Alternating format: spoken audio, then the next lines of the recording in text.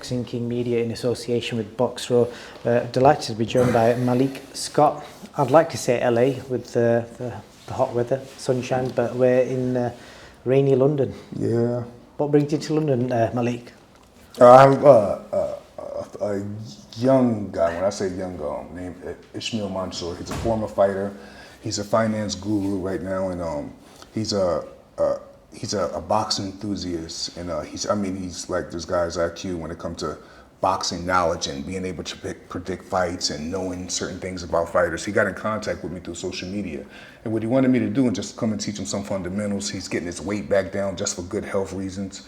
So I've been over here with him at Connect Studio. He introduced me to a very good brother named Yadi. This is his facility, as you see, Connect Studios in Chelsea. And I'm just down here and enjoying my time with these guys and, teaching them and, sharing my gift with them. That's a bit of an exclusive because I know loads of people have been asking on Instagram what you're doing here and you're not really said what the reasons behind it. Yeah. So thank you for clearing that up. What do you think of London anyway? In a bit of a quirky spot. I think there's a lot of French people around Sloane Square. Yeah, it's good. It's good. Last time I was here, I was in Westminster for about not 6 months, about 7 weeks with David Hay. Before that, I was here when I thought Fort CHISORA years and years ago. And I've been here a few times, but this is the first time I'm actually staying in Sloane Square. In this spot right here, if we're in LA, this would be like Beverly Hills, Brentwood, and stuff like that. And it's real cool. People leave you alone, they mind their business, but at the same time they speak to you, and it's real good, man. For someone like me, I really enjoy it. There's cafes almost on every corner. I get to enjoy my coffee. There's beautiful women everywhere, so we all know I'm enjoying the sightsees of that as well, and it's all good. Sweet, man. Yeah. One of the things I want to bring up, stuff that you're doing in LA, I know you're doing some free lessons for kids. Thursday, Friday, and Saturday, I train kids for free in West Hills, California, and from the age of 16 and under.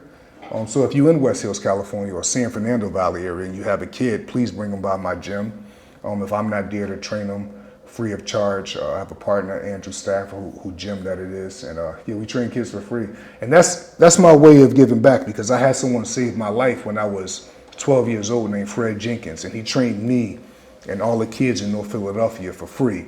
And he used to get out of his bed at 2, 3 in the morning when I was running the streets and my mother didn't know where I was at. He would leave his family, get out the bed, find me on some street corner thinking I'm cool, basically give me an ass whoop and then get me back in the house with my mom. So one of my goals has always been to, I'm gonna charge you up. I'm gonna charge adults up. But when it comes to kids, I have a soft spot because someone had a soft spot for me. And that carried with me since I was a young teen, and it's been one of my goals. So I'm fortunate that I could be in a position to actually do it. I got, a good name. I know the sweet science is all I've done all my life. And like I said, I forgot who was it that told me, but I shared this with one of my brothers the other day. A gift is only a gift if you're given your gift. You know what I mean? So it's almost like anything that I'm blessed with, I'm quick to share the information. I'm quick to share the knowledge, because I look at it like the more knowledge I share, the more knowledge I receive. So I'm big on that, not just when it comes to kids in that aspect, but just in mankind in general. So it's a good thing, man. But I definitely train kids. I'm gonna be doing it more than 2 or 3 days a week. As soon as my programming gets strong and as soon as my funding gets strong, because the last thing I want is kids having to buy this and buy that to just come. A kid would never not have a place to train at because him and his family lack finances. Not as long as I'm alive. That'll never happen. Kids will always have a spot to train at for me, because like I said, Fred Jenkins did the same thing for me when I was a kid. He took me on and, he trained me and he chastised me, became my mentor. And times my mother didn't have money to make sure I got to boxing tournaments. And not only did he do it, but he did it, with a smile on his face. And, so that's probably a very, very soft spot for me right there. It's like training kids, because it's something I always wanted to do. That's equivalent to any goal. I'm not sure what your goals are, but one of my goals has always been to train kids from the inner city free of charge. And when they see me or when they come to me, the last thing they're thinking about is money. I don't have money for hand wraps. I don't have money for this. I can't do this. I don't want that. I want kids to see me and they have a feeling of everything is all right, and I'm gonna learn how to defend myself. So it's good. It's the reason I wanted you to bring it up, because I do like to work with kids, and I try and help out any way I can. And that's why I've been promoting the stuff you do in LA, because I have massive amounts of respect for that, because it's the fact that the knowledge you've got as well, from the fights you've been in, the trainers you've worked with, that's a lot of knowledge to give away for free. Yeah, and I was exposed to a lot when I was a kid as far as just boxing, not just like, we'll say I was exposed to the streets of North Philadelphia, but then the blessing was I really was exposed to boxing on so many levels. And when I say that, I mean like at the 12, 13 years old, I'm in the Blue Horizon, sneaking in the Blue Horizon, watching Bernard Hopkins fight when he wasn't even a contender, watching Rock and Rodney Moore fight, coming up under Choo Choo Charlie Brown. These are legendary fighters that I was happy just to be in the room with them, like, you know what I mean? And coming up with David Reed, who was an Olympic gold medalist, Zaire Rahim, who was an Olympian. And these guys just wasn't teaching me boxing, they was teaching me life lessons as well. So it's almost like I was exposed a lot to it. That's why I'm such like I'm a nerd and I'm a geek when it comes to boxing. Like, this is my office. Like the kid I'm training here now, Ishmael Mansour, for him to be 25, his mind and knowledge is so open in his office, and him being a guru in finances. That's how I am in boxing. And to me, the life imitates art in that way real good, because it's almost like anything you're great at is someone great at that, at whatever it is that they do, or anything you're good at. Like, you know what I mean? So it's real intriguing to see that, man. It's almost like as the way that I'm a geek and I'm a nerd and I'm a boxer and I'm a film freak studying, always trying to figure out different illusions to make myself better as a trainer. And still, as an open-minded person, people are like that in their realms, or their things that they do to make a living, or their passions and stuff like that. So, you know, it's good. And that comes with traveling. And me traveling since I've been 12 years old. I was out the house at 16 years old, staying by on my own. And that came from boxing. It didn't come from my mom kicked me out. It didn't come from times was so hard. It came from, I got recruited to go up to live on Marquette, Michigan University, a college university. But the coach, Al Mitchell, who was the 96 team Olympic coach, he said, I'll bring this kid up here. He'll just go to high school, but live on college campus. And on that college campus, I was fighting in the nationals, fighting with national fighters. When I'm 16, living on a college campus. And it was, that was an experience. And so many travels after that. It's just like, my life is a testimony to my strength and character about everything, not good I've been through, but all my mistakes. I am who I am today. Whatever someone want to label me, is strictly because of my mistakes and my failures. I remember more failures of myself that I hate to say I'm proud of it, but I remember more things that I didn't succeed at than I did succeed at, because to me, the things I didn't succeed at is what made me, to me, one of the most open-minded, well-in-tune humans I've ever been around. And I'm talking about myself. That's very vanity, like to just say what I said, but I really mean that. Like my plus is how in tune I am with reality. And it's because I've seen so many different forms of reality traveling the world since I've been 12 years old. So, it's good, man. You got a really open mind, just from what you said there. Yeah. With regards to, obviously, the most recent fight you've been involved in, the Fury-Wilder trilogy. I just watched it again today. Did you? All right. I watched it again today. How many times have you watched it? I'm sure, probably 30. Jeez. Yeah. I've seen the highlights a few times.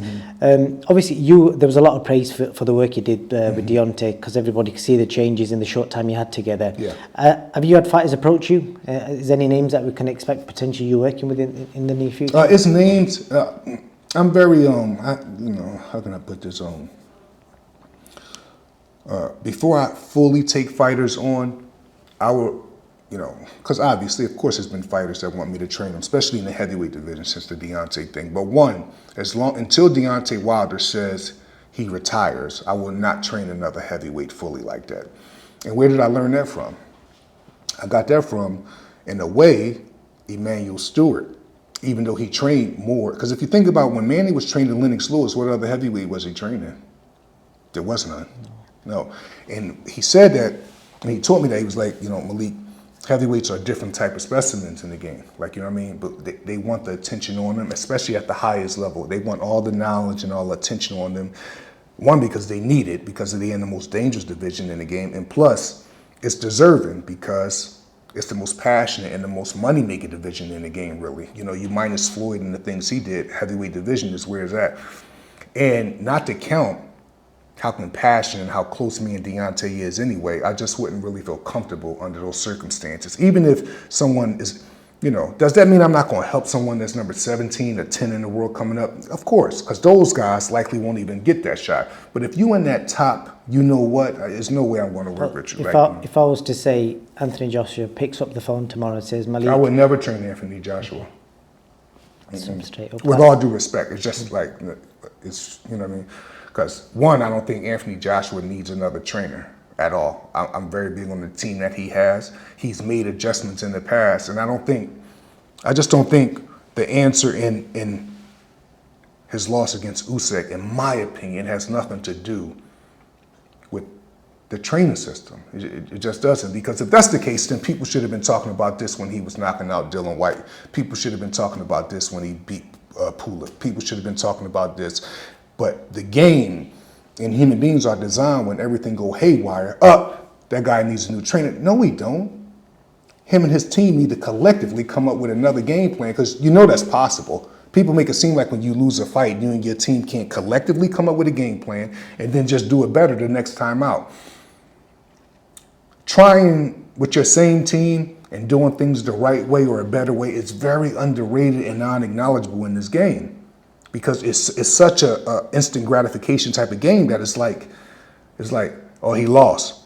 You need a new trainer. If people think Deontay Wilder lost against Tyson Fury because of me not being a good trainer, them the kind of people I don't even talk to.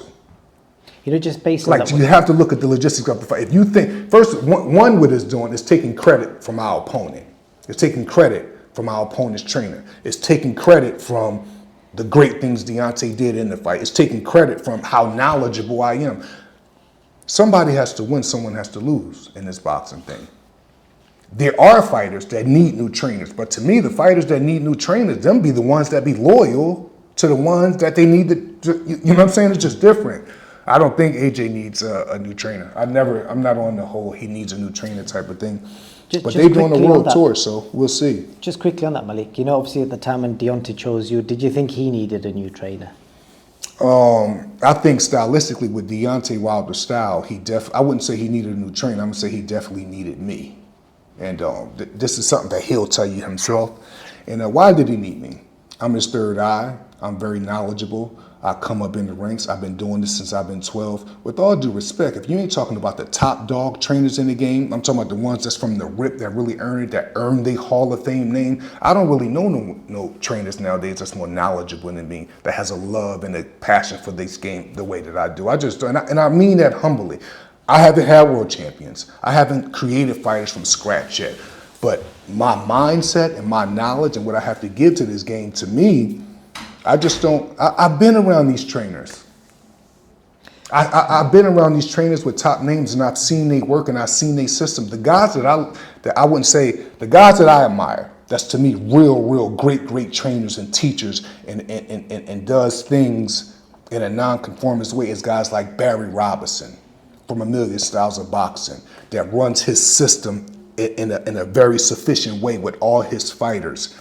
He's not given anything. Like, you know what I mean? He really earned, if you see him with 400,000 followers, they all are boxing students of his system, the things he believes in, the way he teach and the way he go about his teaching, his stubbornness, how he don't take shit from fighters, how he believe in, it's just like the way how I go about judging good trainers and great trainers is very different than, we'll say, not even most fighters, but most modern day people. Like, it has nothing to do with accomplishments to me. Like, it just don't, because I know great trainers that really never had a world champion in their life. I'm from North Philadelphia. This is what we do. If you think there's no great, I'm gonna give you a prime example. People right now are crazy about Boots Ennis.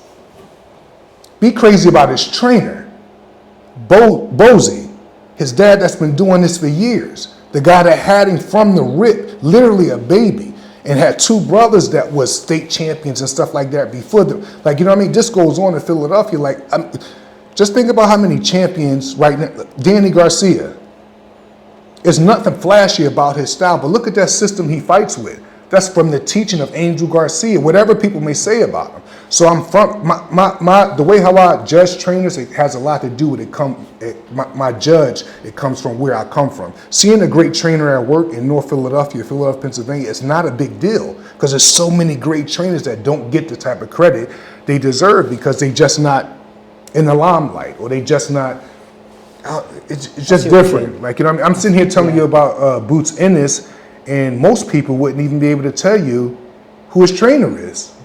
Because we're in an instant gratification time. Because people look at the fighter, and if the fighter doesn't have a flashy trainer, they say, man, he's great. He's great. I don't even be into the fighter in the last 5-10 years of my life. I be into the actual teacher.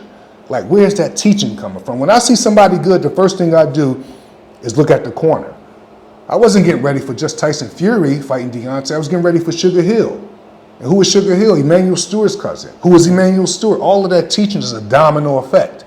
I suppose that's quite a good insight for fans to look at, because I think you hopefully might encourage fans to do that, because I don't think fans actually go out the way to research trainers. I would consider Ben Davis better to me than what people give him credit for. Like, I don't want to bust the bubble or nothing, but really people make it seem like it takes so much to be a great, good trainer in boxing. All you have to do is be disciplined, have a love for the game, have intelligence, and zone in on details. Okay. But the only way you can do that is you have to love the game. If you don't really love the game, it's going to be hard for you. Bro, you go in North Philadelphia, man, I suggest almost every journalist, go to North Philadelphia, go to Germantown, and just watch the training and the teachings. Fred Jenkins, my head trainer when I was a kid, the guy I just was telling y'all about, he had the first IBF champion of all time. From there, he had David Reed, Olympic gold medalist, then became world champion. Then he had Zaire Rahim. Then he had Michael Melvin. This is all from the ripped guys he's trained. Like somebody walk in the gym don't know their left feet from their right feet, and then a year later you got him as national champion, a #1 in the country. That's like crazy to me. But you're looking at, I'm the example I just gave you. I come in the gym one day, I'm getting fucked up by everybody in the gym. Fred Jenkins come up to me and say, if you stick in here, I guarantee you'll be #1 in the country if you just stick with me. 3 years later, I'm #1 in the country. A junior Olympic champion, national champion, going all around the world, just fighting. This is my definition of like great, like, you know what I mean? It's just different. And like Bernard Hopkins is who he is because the teaching of Bowie Fischer, Nazim Richardson. This is crazy. Like, well, you know what I mean? If you can provide the security, I'll happily go to Philadelphia and tour the gyms. Yes, but it should have to be when Boots in this fight, they really need to start doing the history of that corner because his dad is incredible. I do plan to go out, so but you just have to keep an eye for that. With regards to Deontay, so no one's heard from him. So if I'd ask you straight, is Deontay going to retire? What do you mean? Because that's the rumours. People are suggesting. We've not heard from him.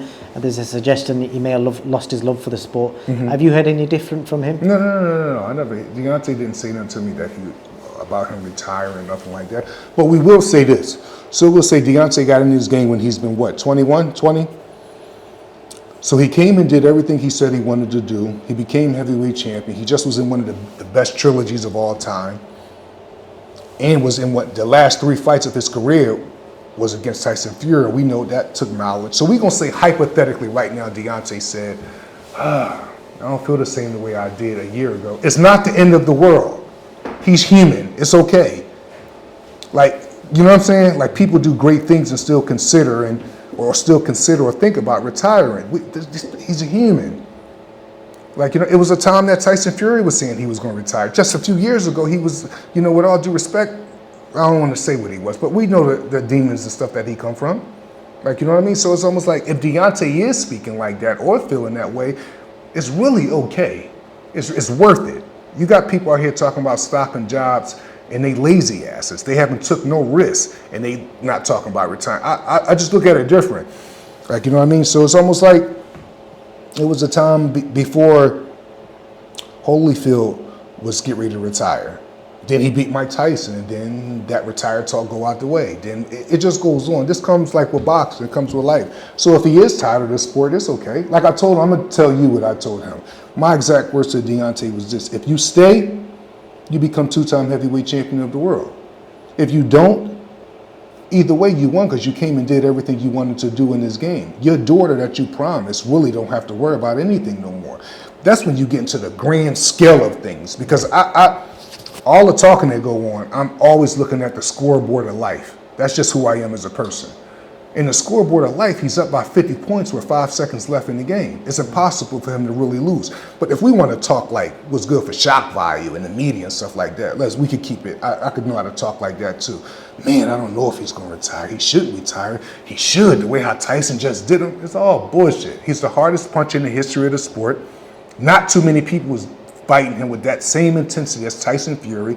And what they did was legendary. Legendary. And I was a part of that shit. So it's all good. There's a name obviously mentioned, Derek Chisora. Eddie Hearn's been quite vocal about it. Who? Derek Chisora. Chisora's trainer isn't too keen on the fight. He's suggesting Arioli might be a better route. But Eddie Hearn's been pushing Chisora's name towards Wilder. Have you spoken about Chisora to Deontay?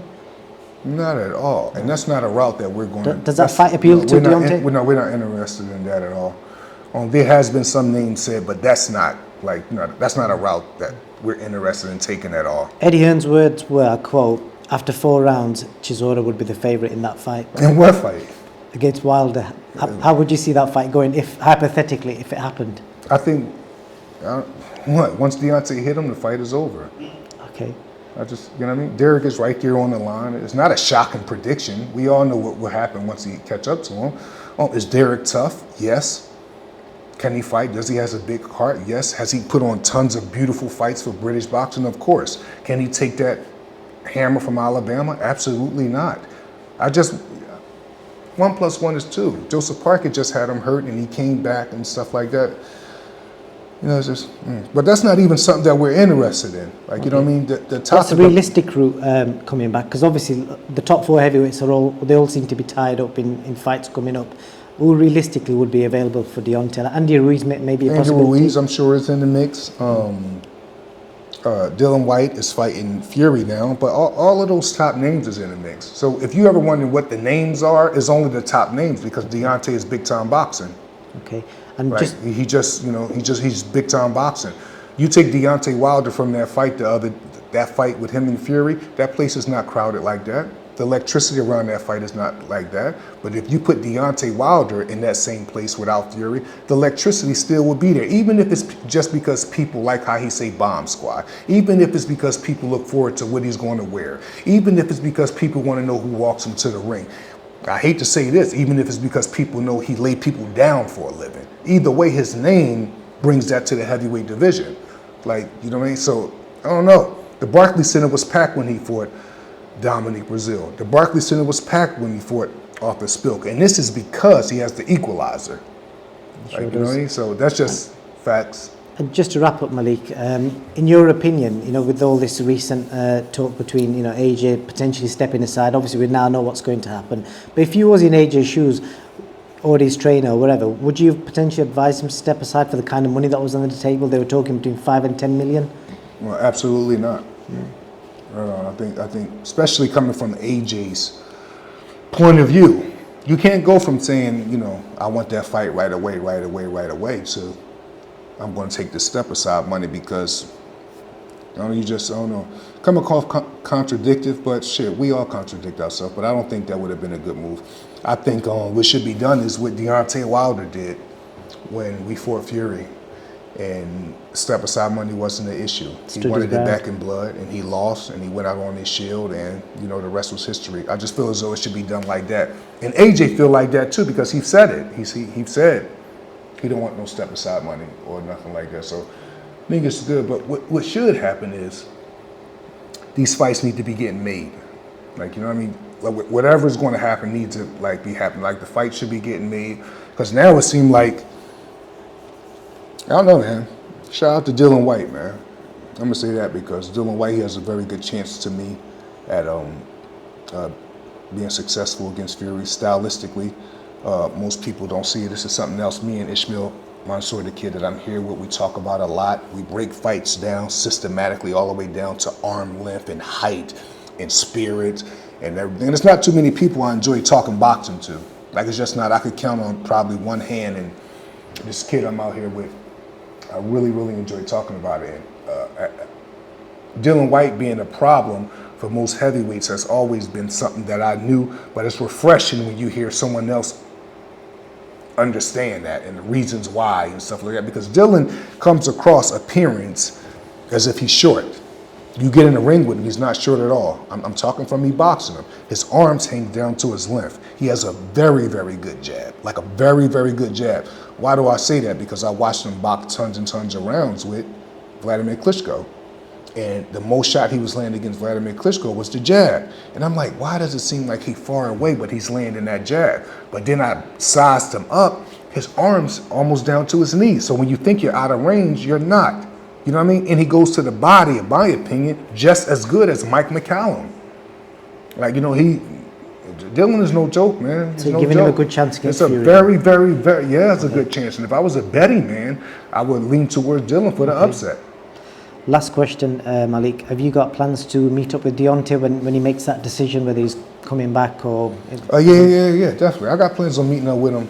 Last time we was together was New Year. We spent New Year's Eve together and went over everything. Obviously, I can't talk about everything on this camera, but I know his real. You can if you want to. No, I can't do this. No. I honor my brother conversations, but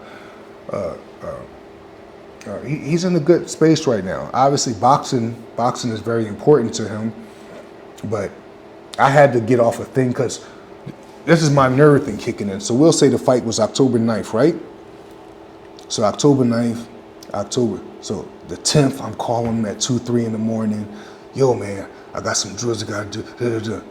The next day, yo, man, I'm looking at the fight again, man. You did this good, but we did. Then the next day, then I'm like, hold on, I gotta back the fuck off. Because I was contradicting myself. I was telling people, like, I don't even want Deontay talking about boxing. But then when I would talk to him, all I would talk to him about was boxing and the fight. And it would be like 2, 3 in the morning calling him.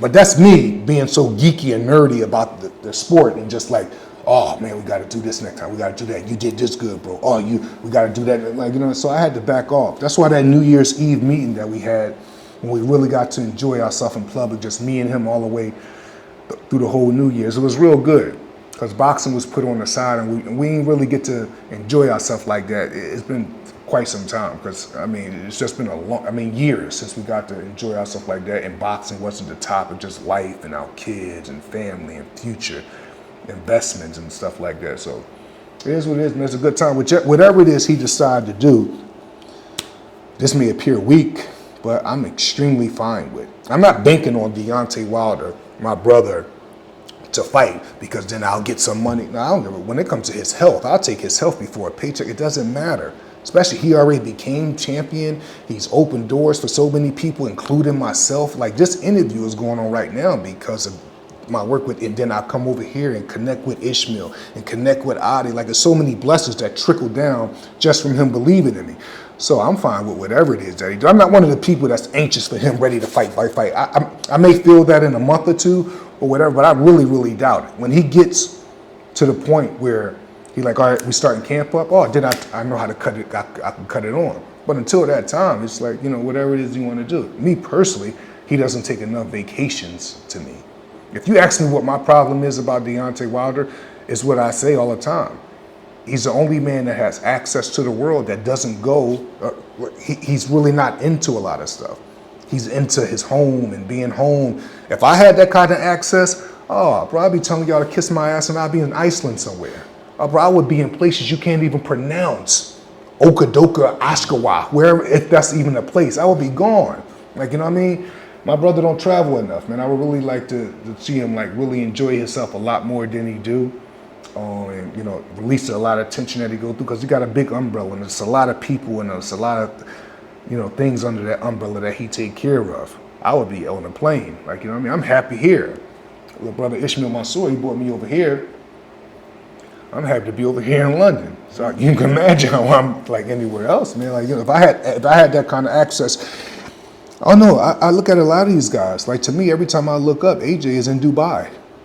Y'all don't want to go nowhere else and enjoy.